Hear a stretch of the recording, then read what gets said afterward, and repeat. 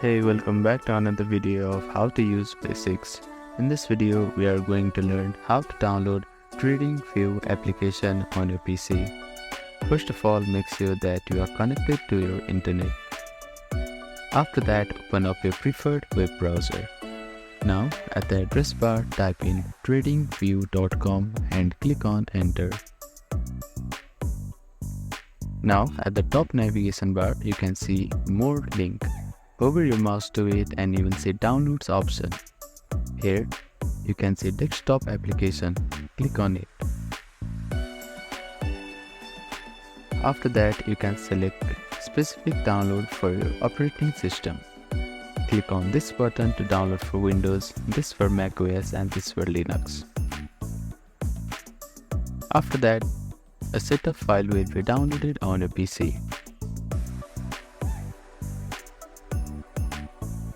Now, open the setup file. Here, click on Install button. So, that is how you can download TradingView application on your PC. Thank you for watching this video. Please do not forget to like, share and subscribe to our channel and comment down if you have any queries.